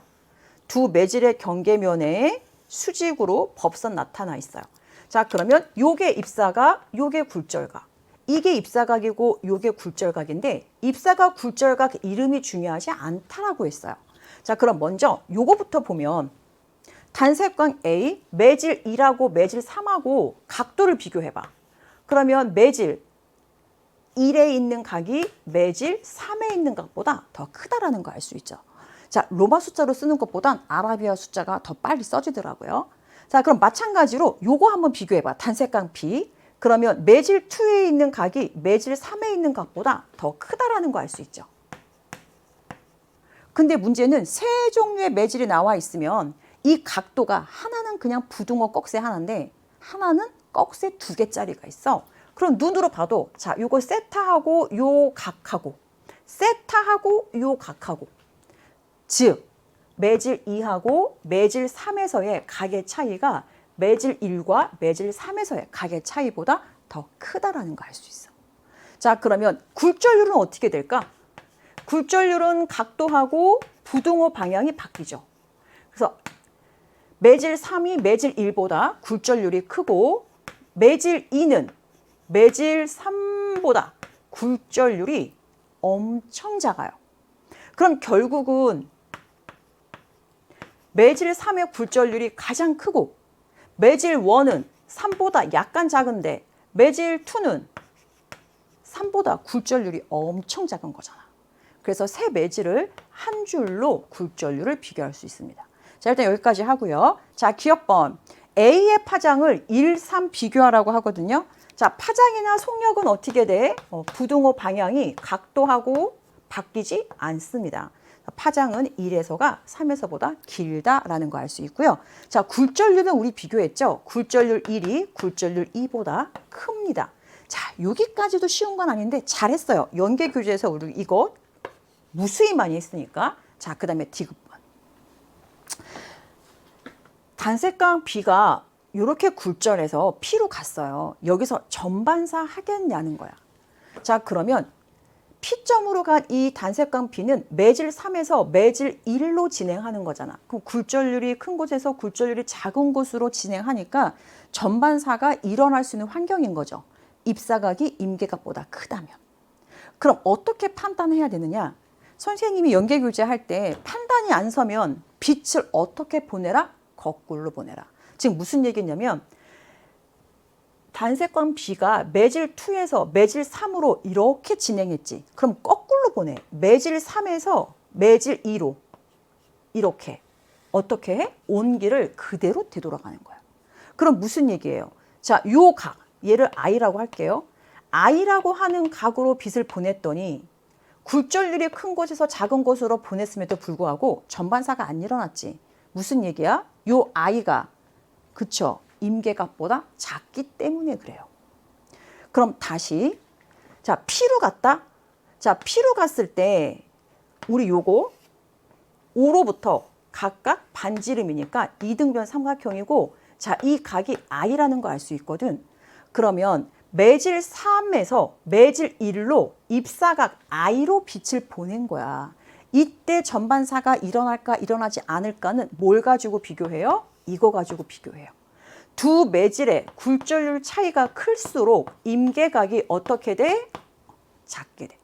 그럼 봐봐. 매질 2에서 매질 3으로 입사각 I로 보냈는데도 매질 3에서 2로 입사각 I로 보냈는데 전반사가 일어나지 않았어. 자, 그런데 매질 3에서 1로 보내. 똑같은 입사각으로. 전반사 일어날까? 안 일어나죠. 왜냐하면 입상각이 작은데도 전반사가 안 일어났거든. 아니, 임계각이 작은데도 전반사가 안 일어났거든. 근데 매질 1하고 3 사이의 임계각은 얘보다 커. 임계각이 큰데 입사각은 똑같아. 여기서 전반사가 안 일어났어. 그럼 당연히 P점에서도 전반사는 일어날 수가 없습니다. 그래서 옳은 것은 기역, 니은, 따라서 정답은 3번이 되겠어요. 그래서 이 문제 같은 경우 매질이 3개가 있을 경우 부등호가 1개냐 2개냐를 먼저 결정을 해야 되고 판단이 안 되거든 기억하세요. 빛이 왔던 길을 거꾸로 진행시켜 본다라는 것을 기억해 주세요. 자, 15번으로 넘어가도록 하겠습니다. 자, 15번은 진동수와 진폭이 같고 위상이 반대인 두 파. 자, 마루일 때 골로 발생하고 있네요. 근데 그런 게 중요한 건 아니에요. 진행 속력이 20cm/s로 똑같고 서로 이웃한 마루에서 마루 사이의 거리가 20cm래요. 자, 이웃한 마루에서 마루 사이의 거리가 바로 파장인 거지. 그러면 V는 T분의 람다인데 속력을 주었어요. 20cm/s로. 자, 주기는 얼마인지 모르겠는데 파장도 20cm야. 그러면 이 파동의 주기는 1초라는 것을 일단 알 수 있어요. 자, 기억번. P에서 상세 간섭이냐? 골하고 마루가 만났으니까 상세 간섭이죠. Q에서는 마루하고 마루가 만났으니까 보강 간섭. 그러면 지금 현재는 마루 더하기 마루지만 이게 골 더하기 골이 돼서 큰 폭으로 진동한다는 얘기지. 물결파의 변이가 시간에 따라서 변합니다. 니은은 틀린 문장이고요. 자, 디귿 R에서 지금 골과 골이 만났어요. 그러니까 깊은 골이 되어 있는 상태인데 T = 1초일 때와 T = 2초일 때 이 물결파의 변이는 자, 중요한 것은 주기가 1초야 얘들아. 그럼 이게 T = 0인 순간이니까 자, 지금 골 더하기 골이야. 한 주기가 지나면 역시 골 더하기 골. 또 한 주기 지나도 골 더하기 골이어야 되겠죠. 그러니까 1초든 2초든 이게 한 주기마다잖아. 그래서 1초든 2초든 골과 골이 만난 깊은 골 상태여야만 돼. 따라서 변이는 같습니다. 기역 디귿 옳은 문장이고요. 따라서 정답은 4번이 되겠습니다. 자, 이렇게 15번까지 풀었고 마지막 4쪽 16번 가보도록 할게요. 자, 16번과 같은 경우에는 전자 현미경 나온 거 보니까 물질파를 묻지 않을 수가 없을 거고 선생님이 예전에 이 물질파가 여러분들 교육과정에 처음으로 등장을 해서 물질파가 기본적인 개념을 물었지만 언젠가는 정량적, 양적 계산, 숫자 가지고 계산하는 것도 출제가 될 거다라고 이야기했었죠. 근데 정말 출제가 되었습니다. 자, 한번 보도록 할게요. 주사전자 현미경이고 나는 가의 전자층에서 방출되는 전자 PQ의 물질파 파장과 운동 에너지의 관계인데 자, 이것도 선생님이 연계교재 강의할 때 많이 강조했어. 자, 물결이 왜 나와? 물질파. 물질파 파장은 MV분의 H. 근데 이 MV는 루트 2MEK다. 그래서 문제에서 운동 에너지를 언급하거든. MV를 얼른 루트 2MEK로 바꿔라 라고 이야기를 했었죠. 자, 그러면 전자니까 질량은 변할 일이 없을 거고 그리고 P하고 Q에서 운동 에너지가 몇 대면 1대2. 그럼 분모가 루트 1대2니까 분수값은 루트 2대 1이 돼야 될 거고 따라서 기역은 람다 제로의 루트 2여야만 되겠죠. 자, 보기 보도록 할게요. 전자의 운동량의 크기를 구하래요. 자, MV가 바로 뭐라고? 루트 2MEK야. 그러니까 이 운동량은 그대로 1대 루트 2이면 되겠네. Q가 P의 루트 2배. 그리고 기역은 루트 2 람다 제로. 그럼 뭐 디귿은 볼 것도 없이 정답이고요. 분해능이 좋으려면 즉 작은 그 시료들을 잘 관찰하려면 파장이 짧을수록 유리합니다. 그러면 파장이 짧은 Q를 이용할 때가 P를 이용할 때보다 좋겠네요. 그래서 디귿만 옳은 문장. 따라서 정답은 2번이 되겠어요. 자, 17번 가도록 하겠습니다. 자, 17번은 물체 A, B, C, D 4개가 나와 있는데 먼저 A, B를 압축시킨 후 동시에 가만히 놓았대. 그러면 A, B의 처음 운동량이 0이니까 용수철로부터 풀려졌어도 A하고 B의 운동량의 합은 0이어야만 된다라는 거 하나 알아두시고, 자, 그리고 이렇게 운동을 했을 때 운동 에너지는 C가 B의 2배라고 하는데요. B의 질량을 모르니까 MB로 일단 놓도록 하고, 요거는 조금 이따 분석하도록 하고요. 자, 이렇게 이제 풀려서 운동을 합니다. 그랬더니 A하고 C가 부딪혀서 뭐 했대? 정지했대. 자, 그럼 이제 요거 잊어버리고 생각해봐. A하고 B의 충돌 후 운동량의 합이 0이라는 거 아니에요. 그럼 충돌 전 A하고 C의 운동량의 합도 0이어야만 되지. 그러면 C의 운동량은 플러스 EMV니까 A의 운동량은 마이너스 EMV구나. A의 질량이 얼마인지 A의 속력이 얼마인지는 몰라. 그렇지만 A의 운동량이 마이너스 EMV. 자, 그러면 A하고 B하고 처음에 가만히 있었어. 운동량의 합이 0이야.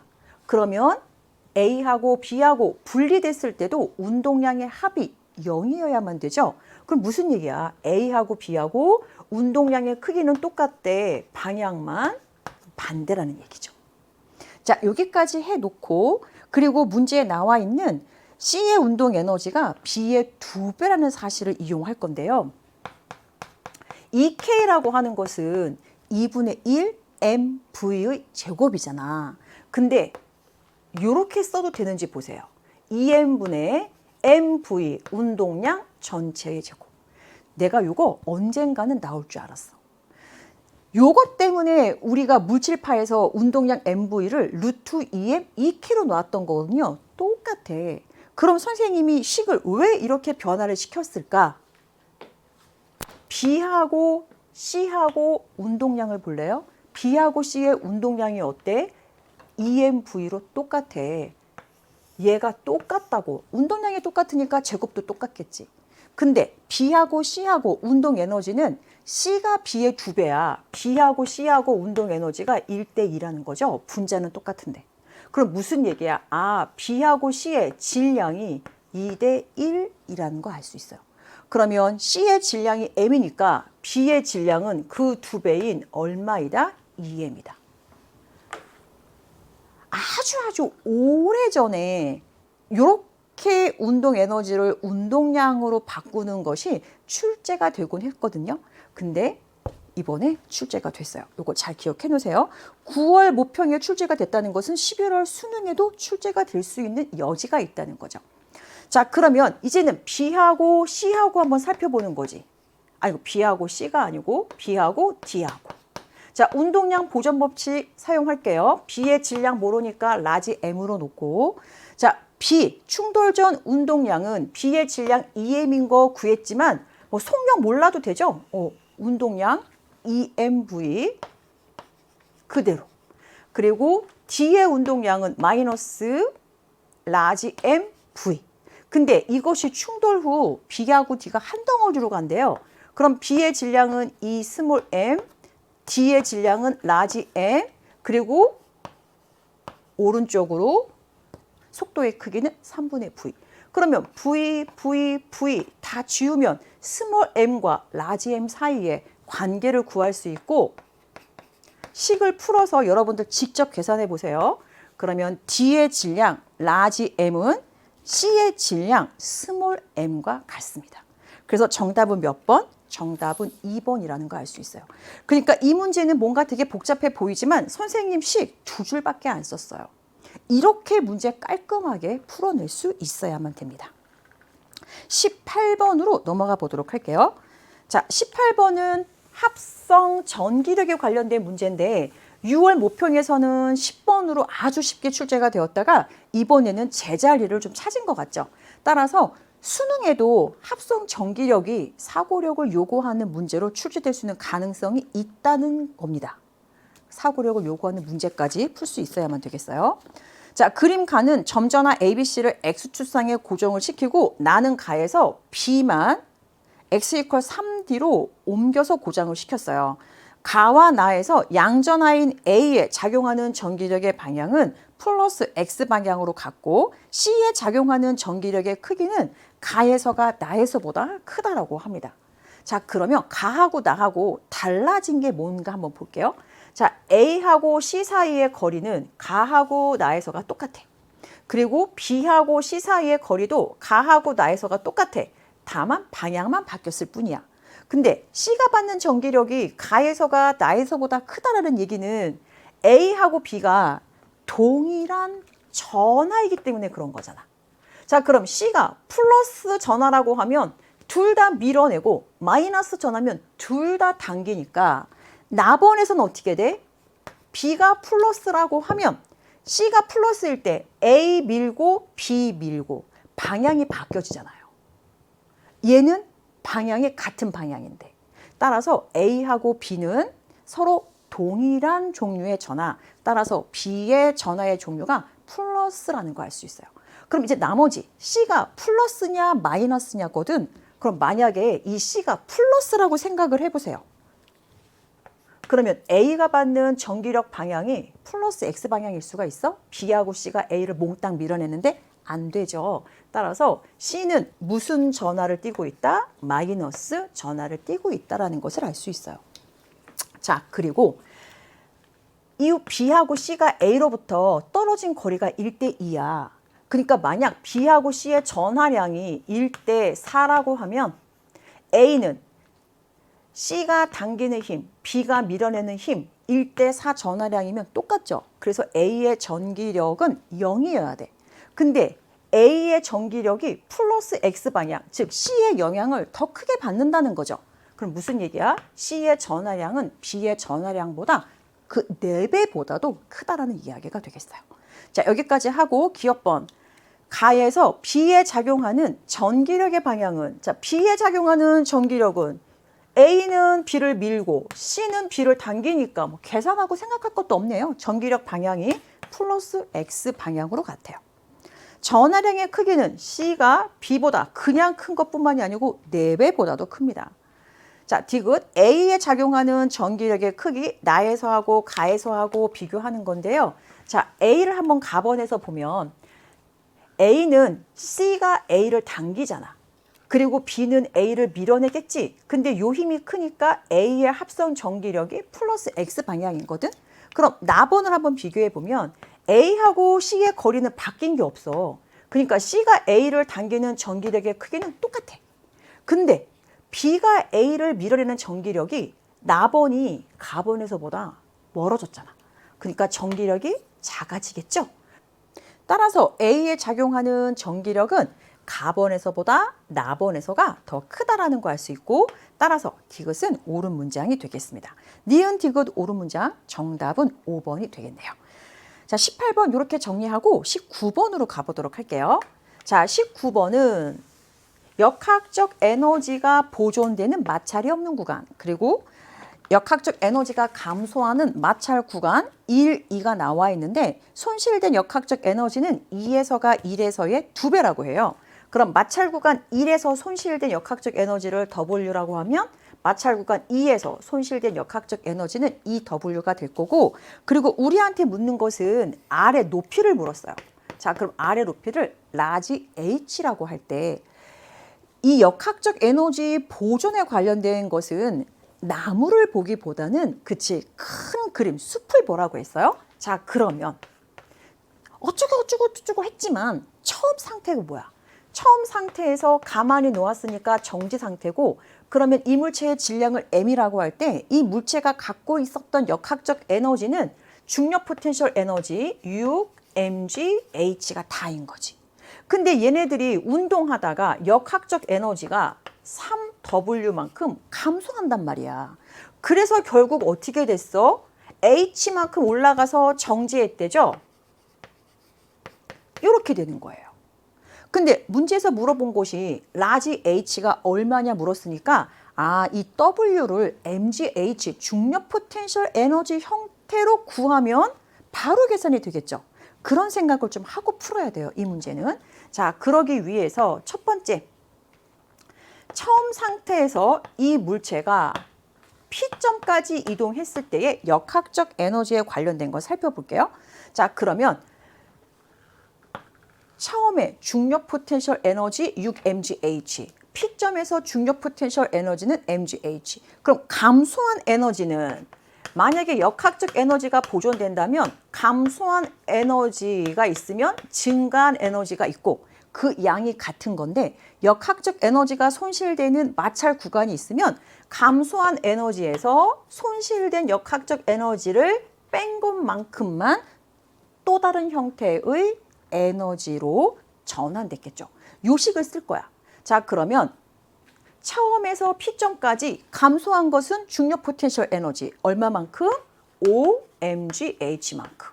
자, 이 중에서 마찰 구간을 거치면서 역학적 에너지가 W만큼 손실됐어. 그 결과 증가한 것은 정지했던 녀석이 속력이 루트 2V가 됐으니까 운동 에너지 2분의 1 m 2V의 제곱 이렇게 시간을 쓸 수 있죠. 자, 그 다음 두 번째는 요거 왜 줬겠어? 쓰라고. 그래서 P에서 Q까지를 써도 돼요. 근데 계산하려면 복잡하잖아. 그래서 또 처음에서 Q까지로 계산할 거야. 그럼 처음에서 Q까지 감소한 것은 중력 포텐셜 에너지 감소했네. 얼마만큼? 4mgh만큼. 자, 그리고 감소한 것은 처음에서 Q까지니까 감소한 역학적 에너지는 3W만큼. 그 결과 Q점에서 물체가 Q를 도달할 때 증가한 것은 정지했다가 속력이 V가 됐으니까 운동 에너지 2분의 1 m V 제곱만큼 증가한 거죠. 그러면 두 개의 연립방정식이고 무언가를 하나 소거하면 되는데 W를 중력 포텐셜 에너지 형태로 구하면 편하다. 그럼 뭘 소거하면 되겠어? 그쵸. 운동 에너지를 소거하면 되겠죠. 그러면 2번 식에다가 얘를 소거하기 위해서 각각 2를 곱해주면 되니까 이렇게 될 거예요. 그리고 빼줄게. 그럼 어떻게 돼? 마이너스 3mgh 더하기 5w 이퀄 0이야. 따라서 W 값이 얼마예요? 5분의 3mgh야. 근데 3W니까 5분의 9mgh가 되겠지.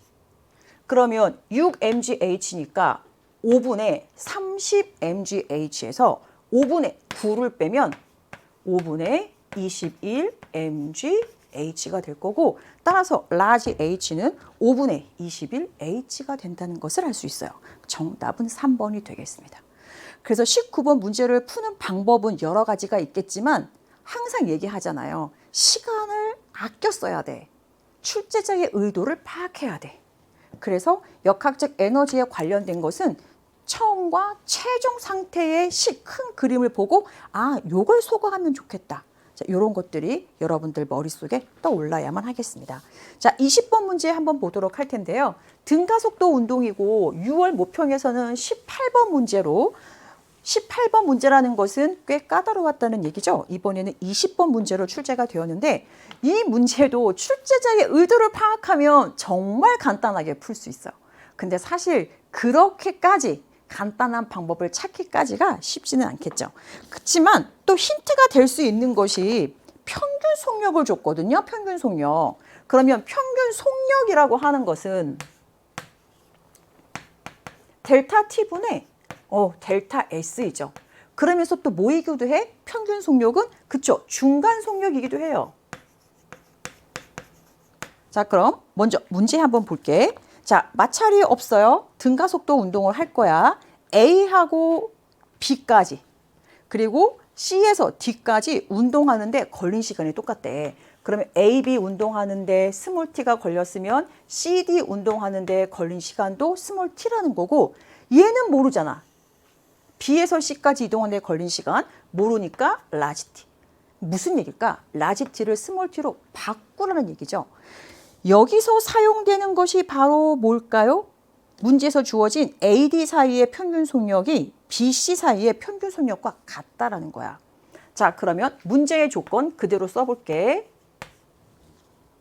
AD 사이에서 평균 속력이 BC 사이에서 평균 속력과 같대. 자, 뭘 쓸까 얘들아? 시간 나와 있고 거리 나와 있으니까 요거 쓸 거예요. 평균 속력, 중간 속력 쓸 거야. 요거 쓸 거예요. 쓸 거야. 자, 그렇지만 여기에서는 처음 속도하고 이 나중 속도들을 모르니까 요거 쓸 거야, 요거. 그러면 AD 사이에서 평균 속력은 자, A에서 D까지는 시간 E 스몰 t 더하기 라지 t만큼 걸렸죠? 이동 거리는 다 더하면 얼마예요? 10L이야. 자, 이것이 BC 사이에서의 평균 속도는 자, 시간은 라지 t이고 거리는 6L이네. L 지워지고 자, 2로 약분하면 3이고 5고 이렇게 곱한 값은 이렇게 곱한 값하고 같아야 되죠? 그럼 라지 t가 얼마가 나오느냐? 3 스몰 t가 나와. 자, 그리고 나서 문제에서 구하라는 게 가속도인데 그 가속도의 형태를 보세요. L분의 V제곱이야. 속도의 V제곱이 들어갔다는 얘기는 뭘 이용하라는 걸까요? 그치, 요거 이용하라는 거야. 요거. 자, 그러면 나와 있는 게 이거 V 하나거든? 근데 우리 시간을 안다? 그리고 등가속도니까 가속도를 A라고 놔.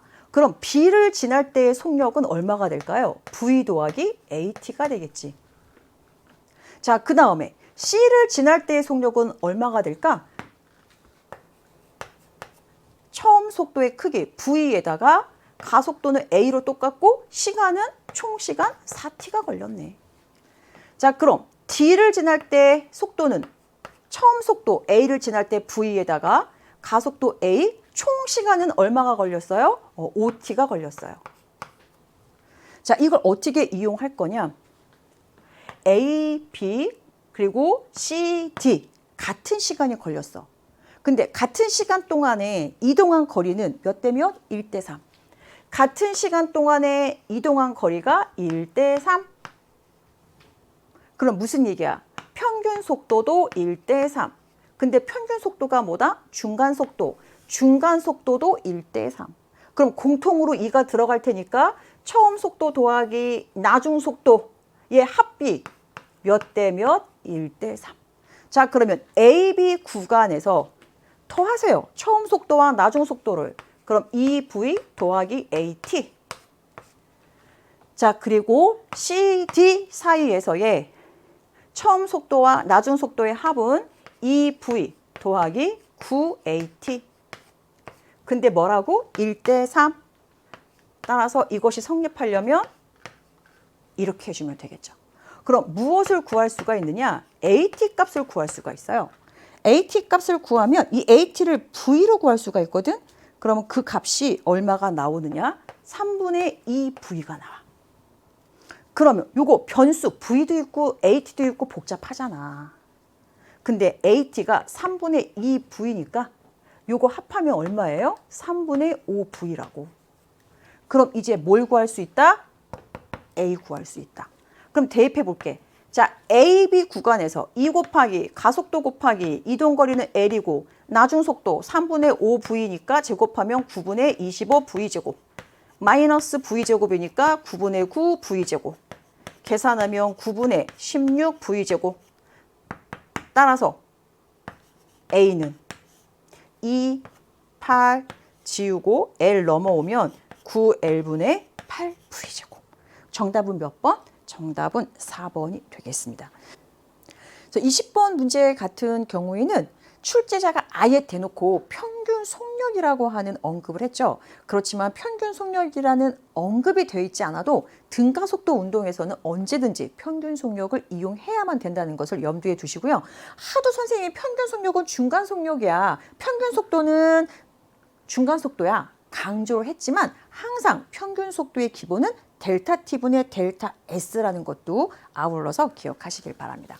자, 이렇게 해서 9월 모평 해설 강의를 마치고요. 6월 모평과 9월 모평 올해 실시한 것은 바로 올해 실시될 11월 대수능의 가이드라인이자 지침이에요. 그래서 6월, 9월 총 40문제는 완벽하게 여러분들 인지하고 있어야만 되고 또 연계가 얼마나 잘 됐는지 총평 그리고 선생님 강의 중에 언급했죠. 연계 교재가 정말 중요합니다. 물론 여러분들이 물리만 하는 게 아니고 공부해야 할 과목이 많다는 건 알고 있어요. 그렇지만 해야만 하는 거잖아요. 미루지 말고 조금만 더 힘내서 11월 대수능으로 가보도록 할게요. 화이팅!